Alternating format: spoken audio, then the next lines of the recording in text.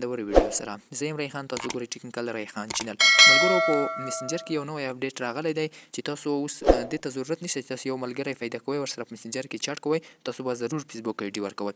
که فیسبوک آی ډي ورنه کړئ تاسو ورسره میسنجر کې خبرې نشئ کولی. اوس ورته اپډیټ راغلی بغیر له فیسبوک آی ډي نه تاسو ورسره په میسنجر کې میسیج یعنې چټ کولی شئ. یو بهترین اپډیټ دی. مخکې له دې چې دغه اپډیټ مونږ معرفي کړو تاسو راشئ زما یوټیوب چینل که تاسو نه وي سبسکرایب کړی یوټیوب چینل در سره سبسکرایب کړئ او ویډیو ته ضرور لایک ورکړئ. که چیرې تاسو کومه غوښتنه لرئ د موبایل سافټویر په باره کې نور معلومات غواړئ نو په کمنټ کې راته ووایئ. وخت مو نه ضایع کوم سمپل راځم میسنجر ته. میسنجر را خلاصوم. تاسو به راشئ پر میسنجر به کلیک وکړئ، میسنجر به اوپن کړئ.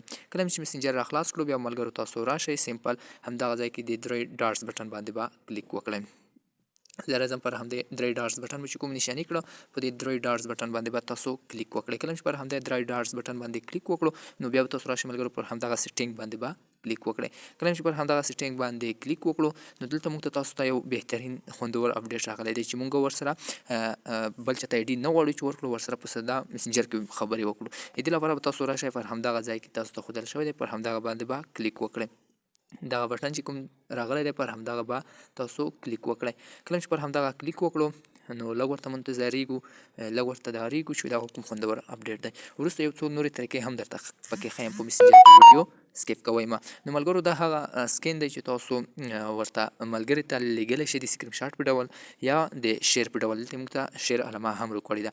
دغه شیر په ډول موږ هم لیږلی شو په میسنجر واتساپ یا په کوم بل سایټ کې. نو موږ میسنجر ورته لیږلی شو. دا چې کله دغه میسنجر تاسو ورته ولګئ دا به سمپل په دغه کمره باندې کلیک وکړي. دلته دغه کمره باندې کلیک وکړي دا پر سمپل همدغه ځای نه ستا سکین اخیستی شي. نو پر همدغه وخت ولې بهترینه ویډیو یو څو سیټینګونه درته پکې نور ښیم پر میسنجر کې ویډیو سکیپ کوئ ما. تاسو به بیک راشئ کله چې تاسو غواړئ چې زما فیسبوک آی ډي فعاله وي خو چاته دې پته ونه لګېږي چې زما د فیسبوک میسنجر خلاص دی. تاسو به راشئ پر همدغه ځای باندې به کلیک وکړئ. کله چې پر همدغه ځای باندې کلیک وکړو نو بیا به تاسو راشئ پر همدغه ځای به ان کړئ.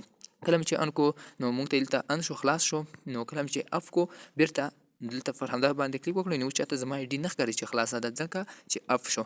نو یو بل بهترین ښکلی اپډیټ چې دلته موږ ته ښایي چې موږ سره کومې آی ډي دي هغه راته موږ ته په همدغه ځای کې ښایي چې موږ سره کومې آی ډي دي کومه پکې لوګون کړو کومه پکې غیر فعال کړو. نو هغه موږ ته پر همدغه ځای کې شوه کېږي یعنې ښکاره کېږي. او یو بل همدغه ځای کې موږ ته ښایي چې یوزر نیم پر همدغه ځای باندې تاسو کله کلیک وکړو تاسو دلته خپله د آی ډي نوم بدلولی شئ او خپل لینک هم راخیستی شئ د آی ډي نیم خپل یوزر نیم بدلولی شئ.